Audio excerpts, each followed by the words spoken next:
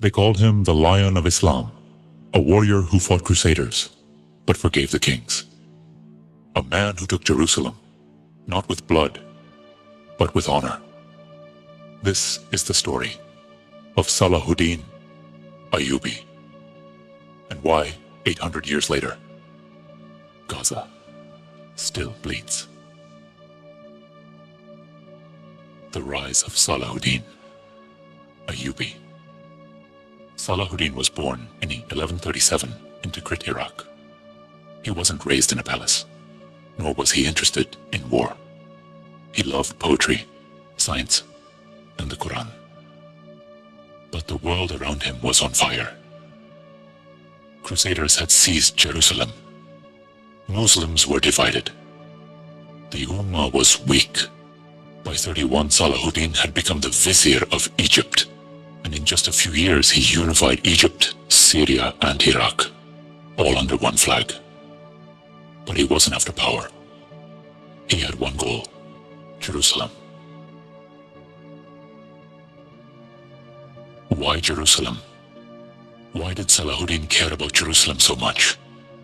Because for Muslims, it's home to Masjid al-Aqsa, the first Qibla, and the place of the Prophet's miraculous journey.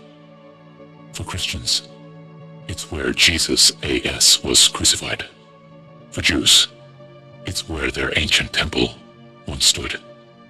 In 1099, Crusaders took the city and butchered 70,000 people, Muslims and Jews. Blood ran through Al-Aqsa. Salahuddin vowed, this must end. The liberation of Jerusalem. In 1187, the Battle of Hattin changed everything. Salahuddin crushed the Crusader army, even captured their king. But what did he do? He gave him water. He treated him like a guest. And when he took Jerusalem, he didn't slaughter. He let Christians leave peacefully. He protected their churches. Even his enemies respected him. Richard the Lionheart wrote to him, "You are more noble than most of our kings." Death of a king. Salahuddin died in 1193. He owned no palace, no treasure, just a sword and a legacy. He gave away every coin in charity and left behind something priceless: honor. Why this story still matters 800 years later. Jerusalem is still in chains. Gaza is under siege. And the bombs haven't stopped. But why? Why are Zionists killing Palestinians? What's the truth behind Zionism? Zionism is not Judaism, it's a political ideology. Born in Europe in the 1800s, its goal, a Jewish state on Palestinian land. In 1948, the State of Israel was created, and over 750,000 Palestinians were driven from their homes. Entire villages destroyed.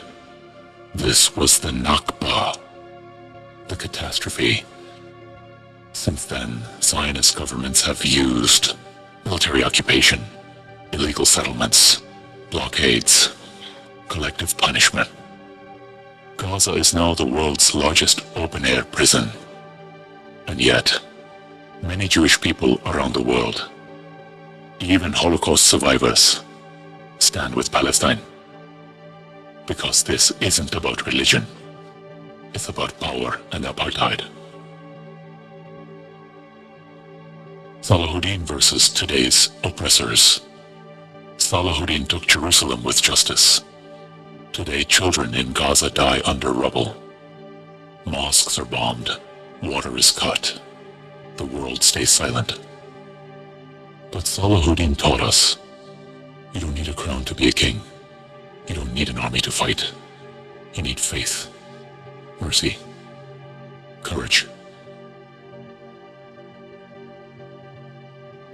Salahuddin's sword is gone, but his legacy lives in every voice that says, "Free Palestine." If you believe justice is worth fighting for, like, comment, and subscribe. Because history isn't just in books.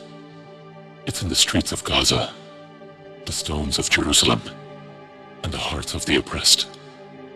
This is not just a story, it's our history, it's our truth. And it's time the world knew it.